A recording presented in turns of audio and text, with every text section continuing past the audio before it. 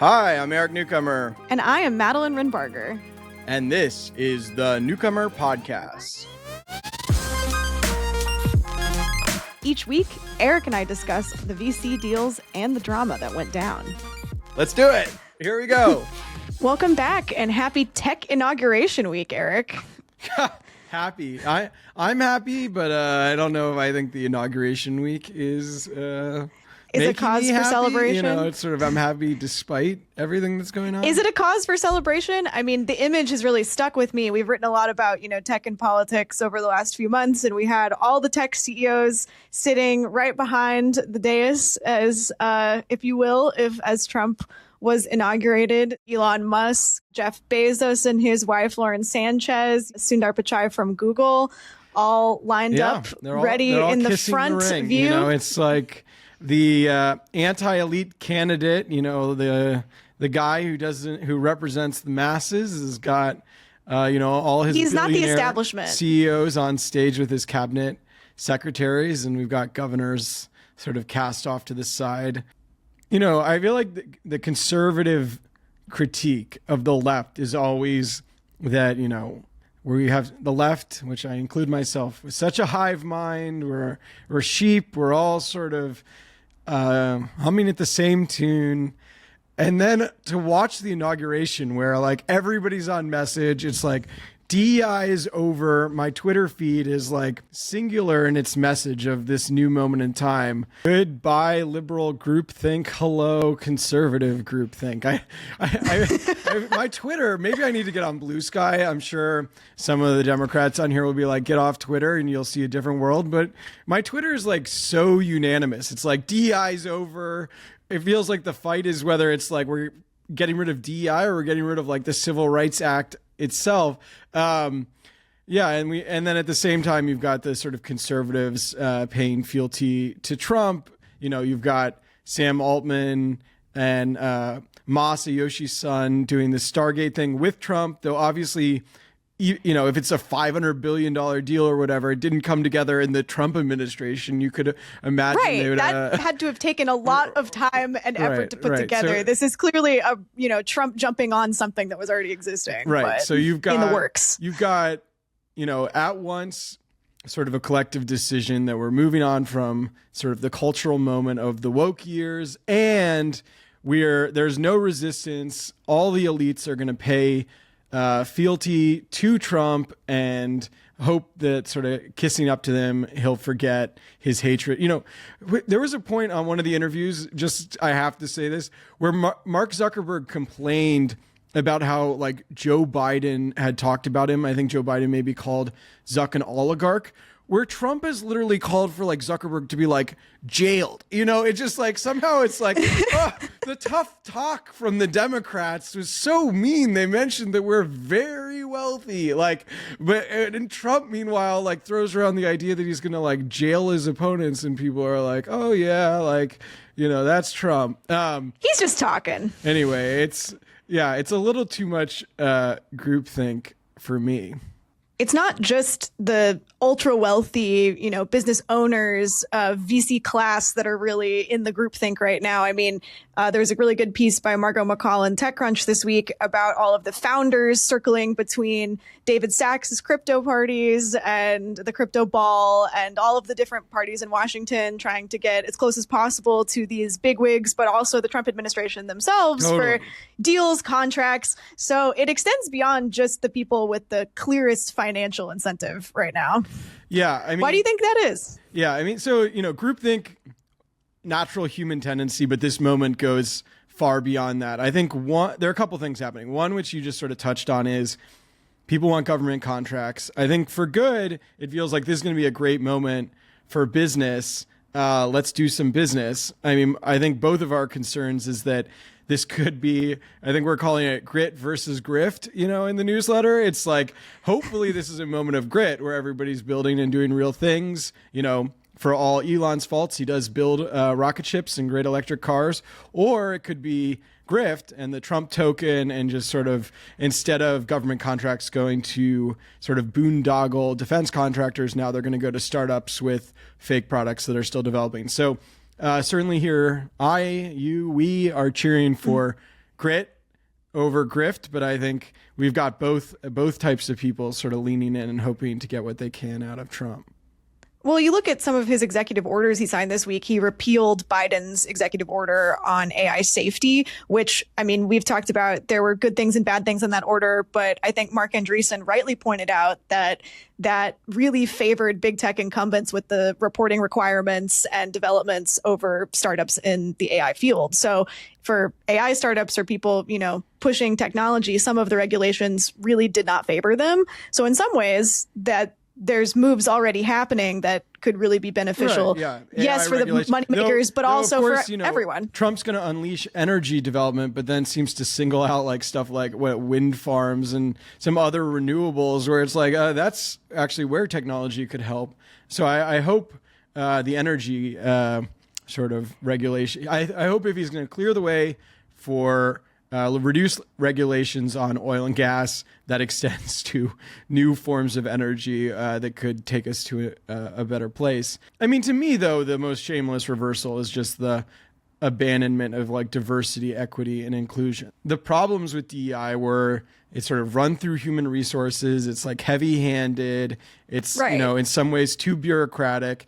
And now we have those same bureaucracies in the sort of big tech companies saying like, now we need to root them out. It's like you were the ones doing this in a super heavy-handed way in the first place. I think what's most surprising to me, I guess not surprising, but just a little shocking coming right around now is it always felt a bit like that could have been, bureaucratic. Like for all of the complaints we've had about these programs, right? The swiftness in which every single one of these organizations dropped them, I feel like just revealed the game, right? Like it was you literally did not care. Right. I always thought like, I support the effort of more diversity. Certainly the sort of ideas like Rooney Rule and like you should think about sort of diverse candidates in your pipeline. That to me still makes sense and we shouldn't walk away from that. Obviously, I felt like some of the talk moved away from meritocracy, and meritocracy did sort of become a more taboo world in some of the more leftist circles. I think that is probably a mistake. I will say besides Trump, I just think there's a reality that like when we were in peak DEI, there was sort of like a lot of hiring. It was boom time, 2021 valuations. Interest rates were really low. Now it's like, we want to fire people. We've got AI. We don't need as many people. And so it's like, we're just going to hunker down with like our sort of elite tech workers. And we're a little less worried about who's getting on sort of the boat with us. It's also been a big shift in the media environment. I mean, Sam Altman was sitting with Theo Von in the podcaster row at the inauguration. So this alternative media apparatus, especially on the right, is now getting equal credence to a lot of these wealthy tech donors right now. Eric, what do you make of, this kind of thinking that is spouted on these shows that we've, touched on occasionally in the newsletter? As the owner of a media company, I do love this meme that attention is the most valuable resource. It's like, fuck money, you need attention. It's like, great, all right, I'm in the right business all of a sudden. So I love eating impressions. Exactly. It's like, okay, if you can worm into people's brain, that's worth something. I mean, it is worth something, but now people are saying it's worth a lot. So certainly cheering for that. I mean, I have no problem with like Theo Von. I mean, I've only really consumed him through his TikTok, but I enjoy it. Some of these like podcasters, it's like fine. I'm very interested in, so one meme is attention is everything now, and Trump won because he controlled attention. I think there's some truth to that. The other meme is like the open sort of oligarchy. I think part of what's happening here is, the New York Times ran an interview, Ezra Klein, conducted the interview with Curtis Yarvin, who's sort of a monarchist, the type of person that the mainstream media would have said, don't platform him. But now obviously that Trump's in charge, he's getting interviewed. I think Mark Andreessen was like, just because you read somebody doesn't mean you agree with them. And I take him at his word. I do think there can be an overcorrection, but you see sort of in the discussion people. He's clearly very influential and very well read within these circles. I mean, Eric Torenberg, was writing tweets basically riffing off some of Yarvin's points. So it's definitely in the air. Again, this sort of contradiction that Trump runs as the populace, the everyman, and now it feels like literally like the oligarchs are sort of suiting up to like be in charge. And, you know, I don't know. Well, they're commanding money. They have government power with Doge, and they also have attention with this media apparatus. Yeah. And, you know, I started off the Trump election by saying, if we're going to, and I think maybe I said it on the podcast last week, it's like, if we're going to have a version of, if Trump's in charge, the version I want is the tech elites running it. So in some ways, I've come out in the pro oligarch camp, you know, like if we're gonna have, you heard it here first. If we're gonna have a given that it's Trump, Eric Newcomer endorses tech oligarchy. I mean, I'm just saying, like, of the options, like, and the oligarchs all fight with each other, and like, you know, I think there is sort of the yeah. I mean, obviously, I want you know, the American people to vote on the next person. I want as many Americans as possible to vote, and I am terrified by sort of the unilateral presidential power. I am somewhat annoyed with Biden pardoning his family, and with Biden at the 11th hour trying to pretend like he could unilaterally pass a constitutional amendment. Like, why would you want to be seizing executive power right before you hand it over to a president that every Democrat is terrified is going to take too much executive power? So I'm really worried about executive power. I am not supporting any sort of monarchy and oligarchy in terms of the president just doing whatever they want. And that is deeply troubling to me. But in terms of, do I want Musk and people running around? Yeah. As long as they're not trying to find the way to make Trump, you know, the CEO of America, then yeah, I'm still right now think that's the best of sort of a nightmare situation that America finds itself in. Eric, I'm going to challenge your pro-tech oligarchy stance here, simply just because this first week of the Trump presidency, we've already seen a crypto pump and dump scheme from the president. Certainly the regulators that he's been appointing around crypto, people are very excited about because they're looking to deregulate the industry.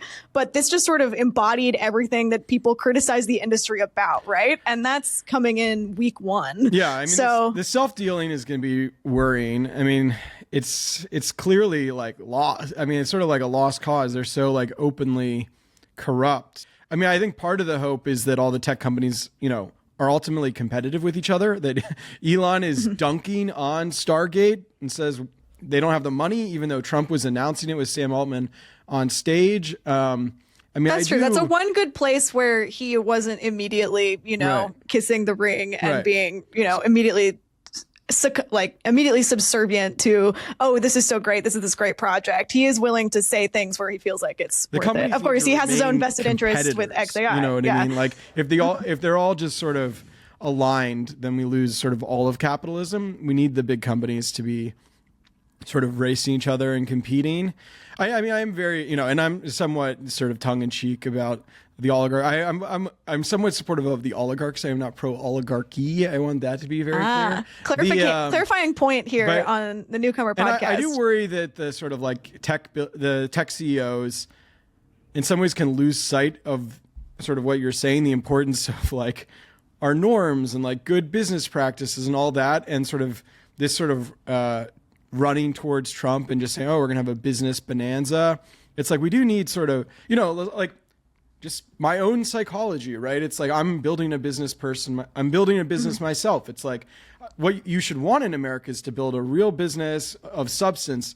At the same time, it's like, oh, we should have a fucking token if it's like, if it's just like grab money while it's like falling out of the sky, you know? And there is like, you can see in your own personal psychology that sort of norms eroding. You know, I sound like a conservative. It's like we need character and values, you know. And we need the rule of law. Right, exactly. It's like I do think a lot of the things the traditional conservatives believed in were important. You know, if we had Mitt Romney or his father, you know, talking about what America's about, those are the things that I really worry we're losing. Like in some ways, the problem of Trumpism is going to be losing the conservatism of like good business principles and how a business should operate and the sort of the norms beyond just like get cash, do whatever, you know. Well, and so I want to bring up a point you've made in the newsletter before, Eric. The norms and laws and rule of law are what make America the best place to practice business in the world. Right. And we have set rules. The dog of the lawyer.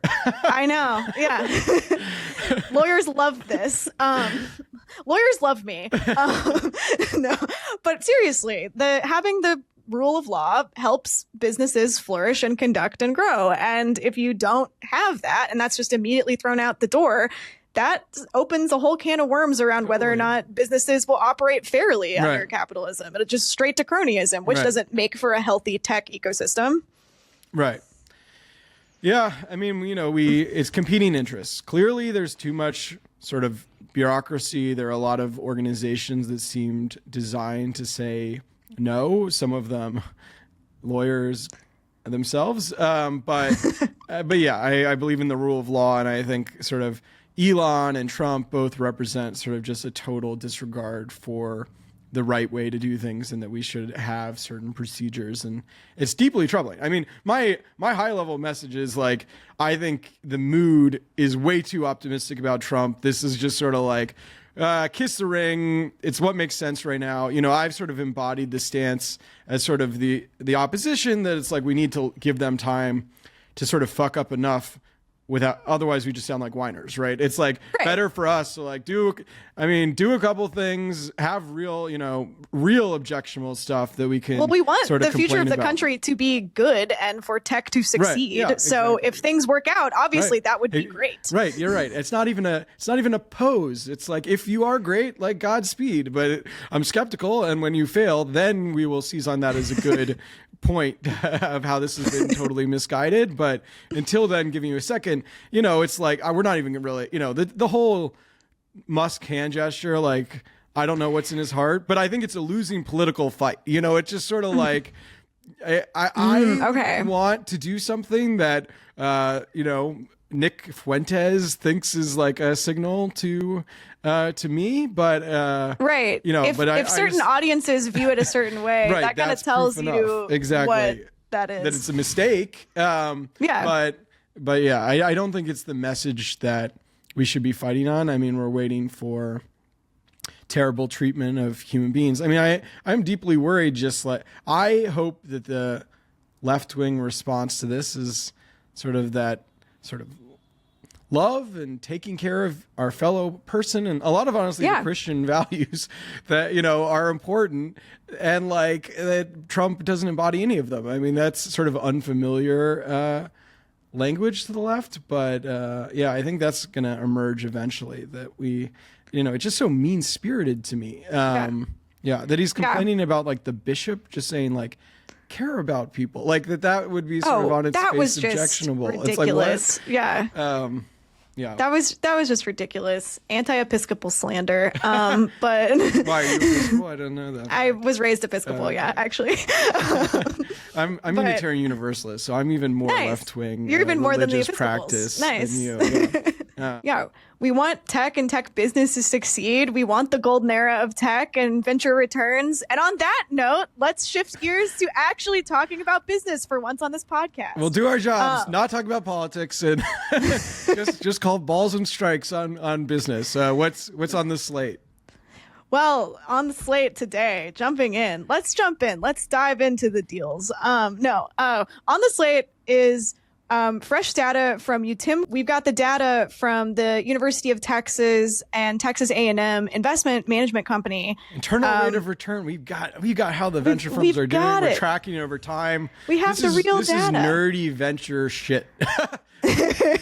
This is real in the weeds. We have the fund return metrics as reported by FOIA requests. Let's get into it. If you care how GGV was doing pre-China split, we have the answers. Right here. Subscribe now. But seriously. I mean, you should subscribe. This is the classic newcomer story you should subscribe for, because we're going to touch on some of it. But ultimately, we have, charts of USV's performance. We have the actual filing screenshots, so you can see what UTIMCO is telling people. This is definitely, we're going to give you the themes here, but if you want to get into the numbers, you should become a paying subscriber to Newcomer. What were your takeaways from digging into this report? Jumping in, some top takeaways. The biggest things, I'll give you some high-level stuff because, again, you should subscribe to see the full charts and the full data. Thrive Capital was the biggest outlier in UTIMCO's returns. They've only been in Thrive for a couple of years, so it's a newer investment for UTIMCO, but they are rapidly outperforming a lot of other... Databricks, Carvana, OpenAI. Turns out invest in very valuable things. I mean, I called them I give them the SoftBank Tiger Global Award for top tick investing or whatever the end of this year. And now we're saying they're doing a great job, because it turns out if you make investments at huge late stage rounds and they get marked up, you look like a genius, and you get to skip the whole J curve. So you do. Right And one point also too, one piece I also got from talking to PitchBook analysts for this piece was that because Thrive's portfolio is so heavily indexed in a lot of these later stage AI companies, these companies are hot. They've been going back to market multiple times a year sometimes. So the markups happen a lot quicker than traditional venture. Like, that really is inflating their performance metrics just by the sheer number of times these companies that are in Thrive's portfolio are going back to market. That's one thing that helps them stand out. But otherwise, there's kind of Thrive, and then there's kind of everybody else is the other takeaway I'd say from these returns. Chart, literally, if you look at it, it's like, because old funds do well, and then we look at newer funds, and they take longer to do well. And Thrive is sort of pretty new and in the positive, where everybody else, if you look at the chart, is sort of negative if they're a young fund. So if they're 2020 or later, I mean, the other big theme that came out of this was just, as funds get older, you generally expect their IRR to improve, but that's not what we saw. What's going on there? Yeah, some are pretty steady, I will say. Union Square Ventures only had mild declines in some of its older funds. So if you have the strength of a portfolio, it's not guaranteed that you'll see big depreciation. However, across the board, even some of these older vintages their IRRs are going down. Some are remaining positive, so that's great. And a lot haven't fully slipped into negative return territory, but it is looking overall like the curve from the downturn is very visible in the data in a way that it wasn't last year. Like, we've now had about 3 years of the venture downturn, and you can see it in the downward slope of IRR across all these funds. The only exceptions. Sell your portfolio companies in 2021. Missed the boat. Like, that was the exit opportunity moment, and if you didn't do that, like, your portfolio is going to keep getting worse. I mean, that's another exception I will give, though. I have to give credit where credit is due. Sequoia, we mentioned a lot, and their returns not looking as great because UTIMCO only got in 2020 and 2021. So again, it's a recency bias kind of thing. But a lot of their US and European vintages that are the funds, pre-split before they pulled out their China and India holdings, those are now switching into positive IRR. So they're starting to see that typical J curve. The returns are coming in for those funds. So they're good at what they do. So take away from this, bullish on Sequoia. But for the rest of the data, you should like and subscribe. Yeah, cool. And we're going to have more. Honestly, we have, I think, a lot of data coming in the next month inside venture, both macro and sort of at the firm level. So I feel bullish on. Stay tuned. You're going to want to pull out your checkbook by the end of the next month. All right, let's wrap up with our deal of the week. Madeline, you track these closely. What was the big deal in tech this week? Divvy Homes, property tech company, announced Wednesday that it is getting acquired by Brookfield Properties, the real estate mega corporation, for about $1 billion. Divvy Homes is a property tech company. My understanding is that they help people with a rent-to-own model where they can rent a home and move in right away, and then, build in savings for a down payment over time in that sort of zone of the property tech space. A good exit. Not a great exit considering its valuation in 2021 was $2.3 billion, but it's not zero. So that's good. Sounds big. Don't raise so much capital along the way. They also had a lot more debt than a traditional venture-backed company has. They raised around $700 million total, but that's a combination of debt and equity. They raised from the former GGB Capital, which has split, but also Andreessen Horowitz and Tiger Global. And their last big round was in 2021. So it's kind of a classic 2021 So boom we do not think story. This will be improving UTIMCO's returns. I would say most likely not. But it is an exit. I will say one part that has some a little frustrated with this deal was after repaying its debt and transaction costs, no common shareholders in Divvy Homes will receive any consideration from this exit, which brutal for the employees. You build brutal for the employees. $1 billion business, though, I guess if it has all, it's very complicated to say that it's $1 billion business, but still, you build something of value to someone, and you're not getting any money out of it, but you're paid in shares, that's brutal.